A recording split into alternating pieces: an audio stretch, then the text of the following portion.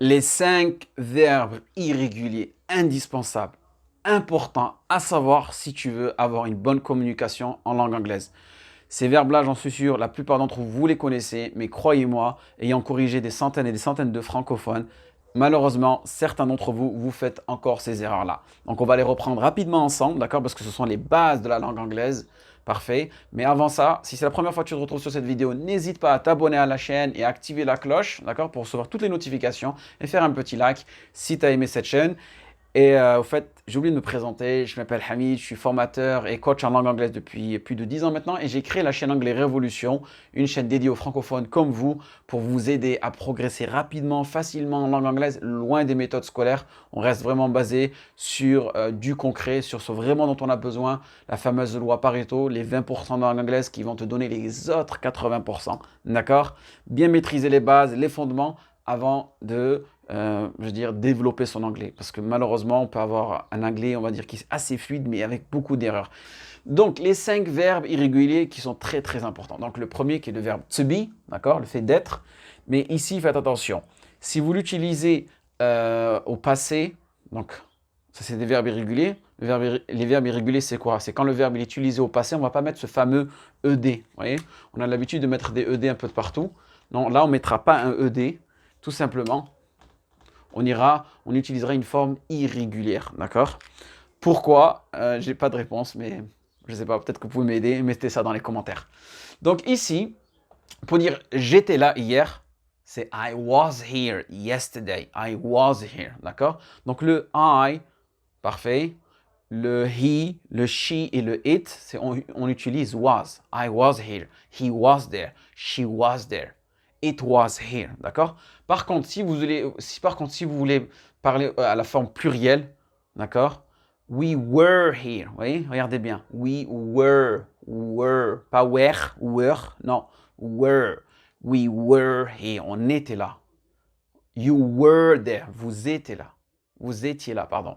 You were there. Vous étiez là. Au passé. D'accord? Ou bien, they were there. Ils étaient là. Parfait? Donc, ça, c'est la forme passive.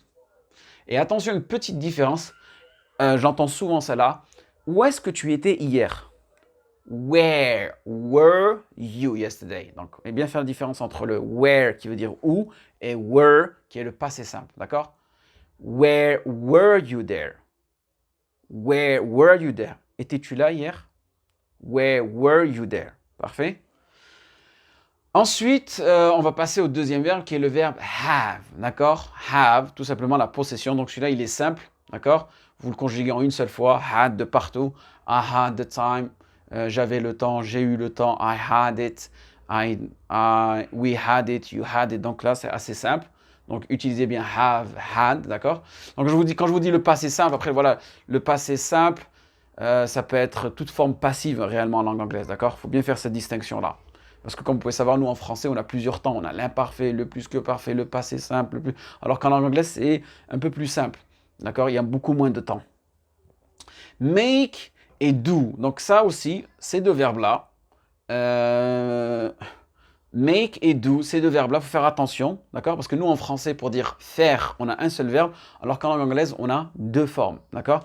Ici, make, si vous, par exemple, si vous regardez derrière vos vêtements, vous allez voir, par exemple, made in China, made in France, made, fabriqué. Donc ici, make, c'est plus le fait d'être fabriqué, créé, d'accord? Make, made. Et n'oubliez pas d'utiliser la forme passive, made it. Donc ici, bien faire la distinction entre make et do. En langue française, le verbe faire, on en a un seul, alors qu'en langue anglaise, on en a deux, d'accord? Ici, make, c'est plus le fait de créer, de fabriquer, et do, c'est plus do, ça a plus un sens général, d'accord? Le fait de faire une action, d'agir, d'accord? Just do it, la marque Nike, si vous vous souvenez, just do it, juste fais-le, d'accord? C'est un sens général. Vous avez une expression qui est super connue en langue anglaise, c'est fake it till you make it, d'accord? Fake it till you make it. C'est-à-dire, essaye de le copier, de l'imiter jusqu'à que tu arriveras à le faire d'une manière correcte. Fake it till you make it. Parfait? Donc ici, bien faire attention, utiliser made, did. Parce que malheureusement, on les connaît par cœur, mais vu qu'on pratique pas assez, ben, on fait ces erreurs-là. Tu vois, j'entends souvent, ouais, yes, I make it yesterday. Non, pas I make it, I made it yesterday. OK? Parfait. Et sinon, le dernier verbe, get, c'est got. ok? Get, qui a au moins une trentaine de significations en langue anglaise, ça va vraiment dépendre de la préposition que vous allez mettre après. Up, on, out, get up, get in, get down, ok? Et généralement, une petite astuce en langue anglaise, surtout l'accent américain, par exemple, pour dire ouais, j'ai compris, vous allez souvent entendre cette expression-là. D'accord? I got it. I got it. J'ai saisi, j'ai compris, je vois le truc. Et ici, le T devient un D. Petite astuce ici. I got it. Did you get it? Donc, je veux dire, did you get it? Yes, I got it. Parfait. Donc voilà pour les 5 verbes irréguliers à absolument connaître en langue anglaise.